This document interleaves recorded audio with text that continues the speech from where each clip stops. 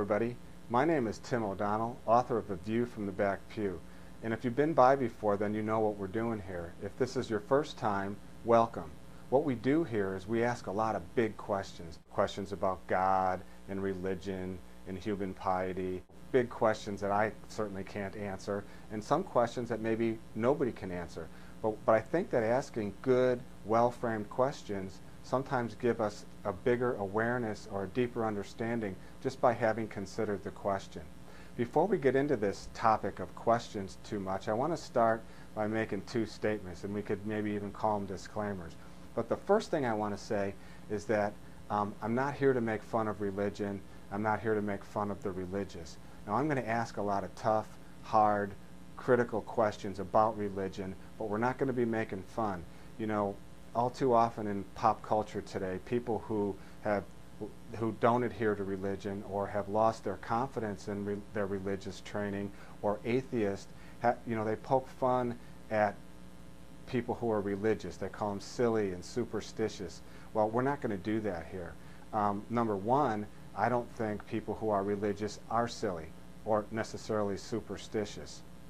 And number two, I think religion is a very important topic. When it comes to this idea of humans asking questions, many of the questions we've approached from the very beginning have been through this tunnel, this funnel of spirituality or religion.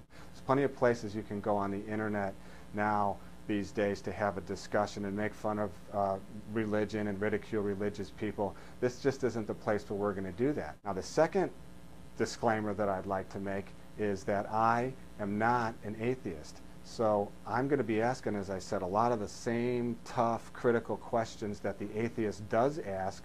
I just happen to have drawn a different conclusion about the presence or the existence of this entity that we've been trained to call God. How is it that we ask questions? We ask questions from many different disciplines of thought, but for now I want to talk about science and religion. There's a natural opposition, and there seems to have been this opposition between science and religion for many, many years.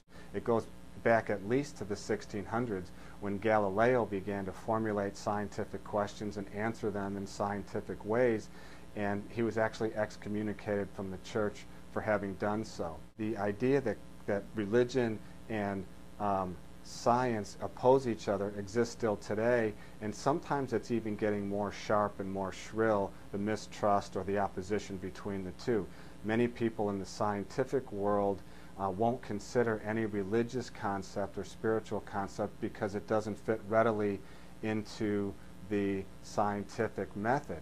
And many people in the religious world throw out obvious and hard scientific facts because those facts don't fit into the religious doctrine that they've been trained. Science advances our knowledge. Science asks and answers questions, much like other disciplines of thought, theology or philosophy, also try to define reality.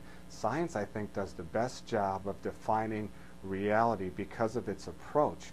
Science defines our conditions as humans. Science, however, is never satisfied that what we know now is the last word. It continuously revisits questions that were already answered. So it's never satisfied that what we know today is all we need to know, or it's the last word on any given subject. Science sets the best example for all of the other disciplines of thought to follow insofar as defining reality. Religion, on the other hand, is anchored in antiquity. The doctrine of religion is in most cases, and most of the surviving religions today are several thousand years old.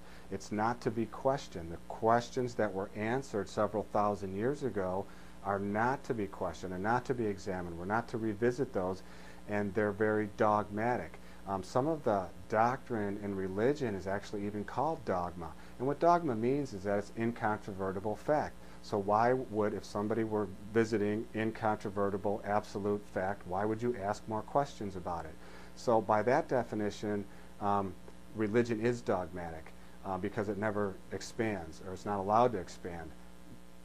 Science, on the other hand, is not dogmatic. Now, many people argue that point with me about science not being dogmatic, but by the simple fact that science continues to ask questions and opens questions to already closed topics makes it, to me, anything but dogmatic. Again, my name is Tim O'Donnell, author of A View from the Back Pew. I want to thank you for stopping by, and hopefully we'll see you again. And hopefully we'll see some of your questions show up here so that we can work together to dig up some of the answers. And if you have answers to the questions we're asking, that's really what we're looking for, so please let us all know what you know. See you soon.